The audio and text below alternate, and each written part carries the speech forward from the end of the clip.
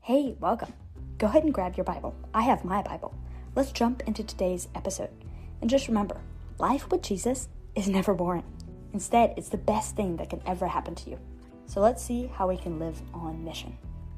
A.W. Tozer once said, "We are called to an everlasting preoccupation with God." This is so true. I don't know about you, but I want to be preoccupied by Jesus. I want everything that I do to be all in for him.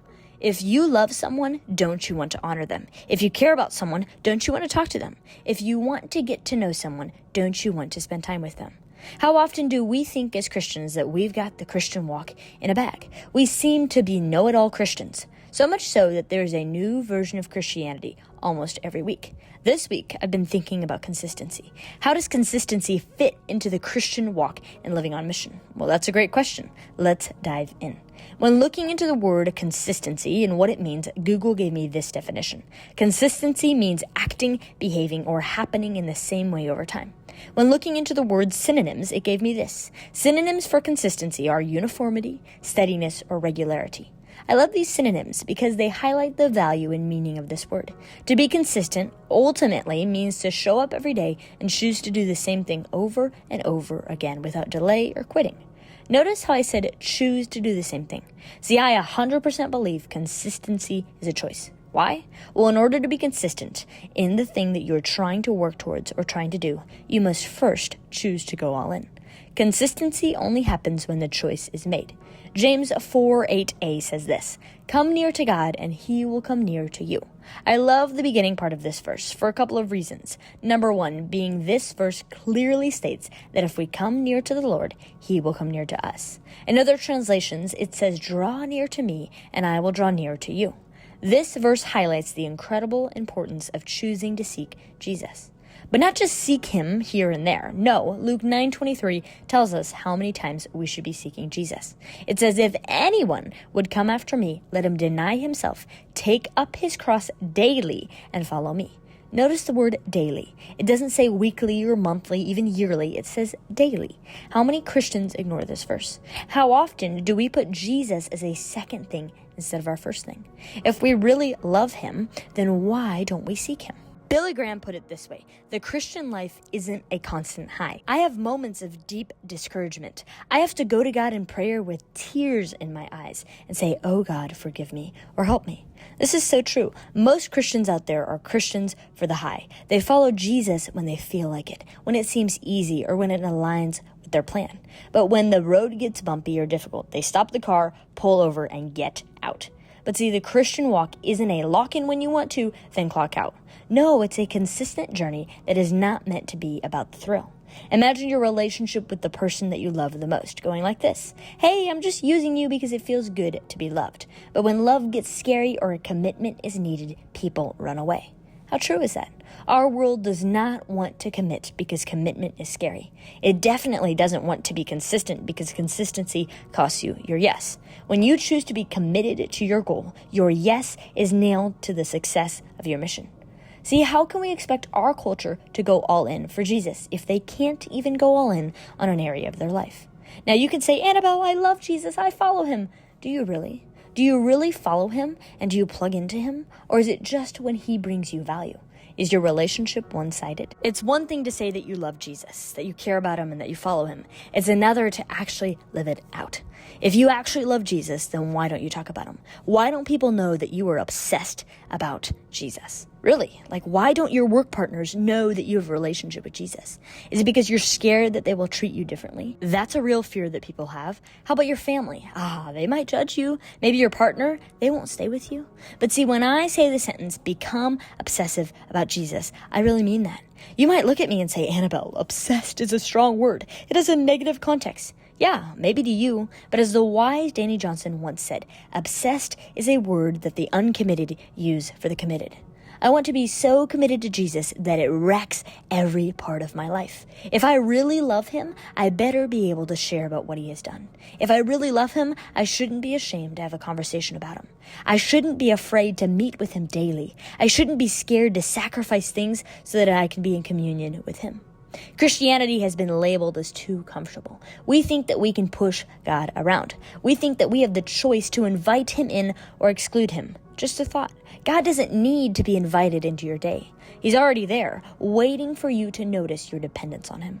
Jesus wants to spend time with you, not because he needs your attention like some puppy. No, not at all. It's because he loves you dearly and wants the best for you. I think Psalms 63:1 puts it into perspective. It says this, "You, God, are my God. Earnestly I seek you. I thirst for you. My whole being longs for you in a dry and parched land where there is no water." I think this verse draws the picture that I'm trying to explain. That is, if you really want to be a Christ follower, you must get to know Jesus. Not know about him, but instead actually seek him. The more you do that, the more dependent you will become for Jesus. Consistency produces success. It's not about the money or the connections that you have. Yes, those play a small part, but mainly it's the decision to keep going when other people have quit. It's choosing to be consistent to your mission while others treat their mission as a hobby. It's a daily decision to follow Jesus. No matter what this world says, no matter what Christians say, you must know that choosing to follow Jesus is a daily decision. It's not a once and done thing. No, it's a every second decision. See, just imagine if a couple said, "I do," just one time. "I do" to cleaning the dishes. "I do" to filling up the car with gas. "I do" to serving you. "I do" to staying with you. Would that marriage last? Nope. Marriage is about commitment. Maybe that's why our world struggles with it. But anyway, Christianity is the same. You choose to be committed to Jesus through thick and thin. No matter what comes your way, you choose to say, "Jesus, I'm all in it for you." Now the question is, how do we do that? Well, I believe it's by pursuing him daily. Andrew Murray put it this way: the first and chief need of our Christian life is fellowship with God.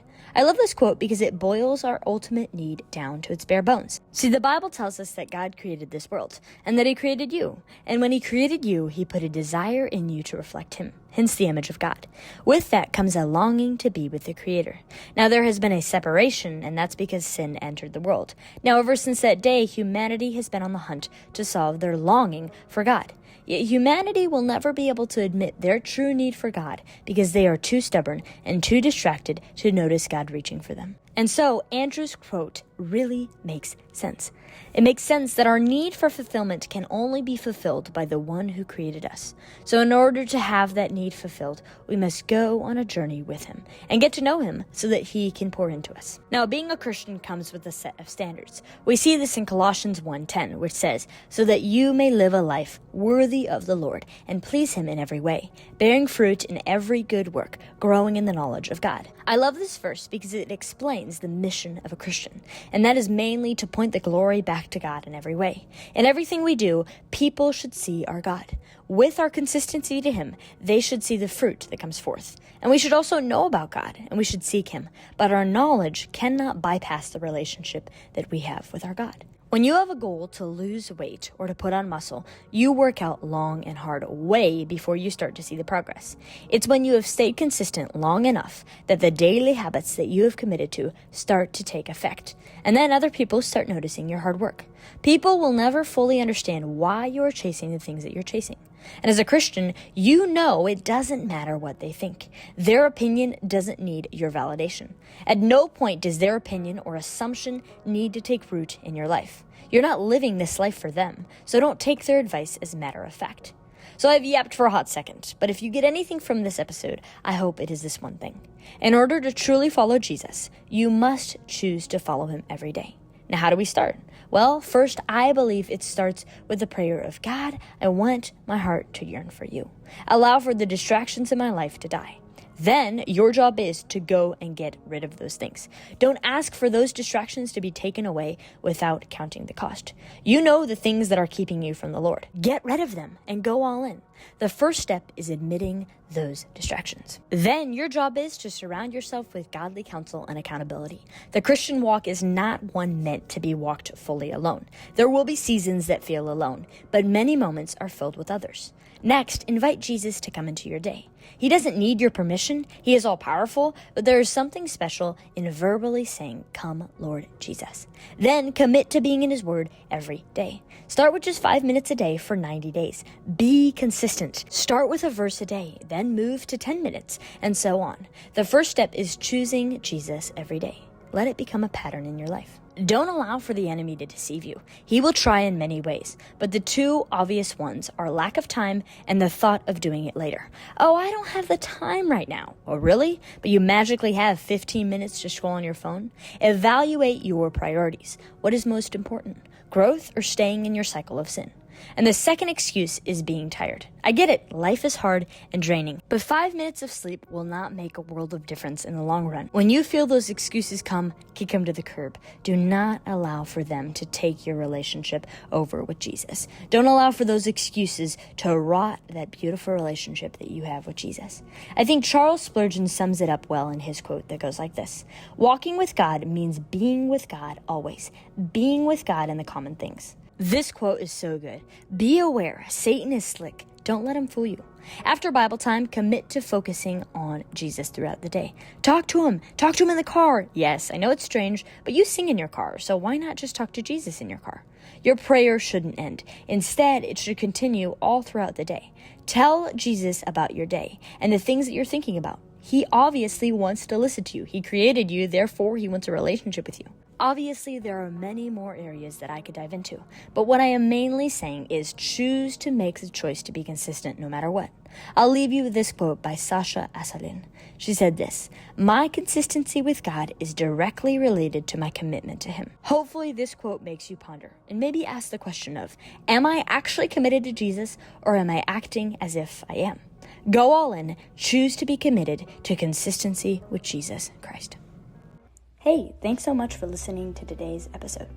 Go ahead and leave a comment on what you thought about the episode. And also, don't forget to hit follow and leave a 5-star review.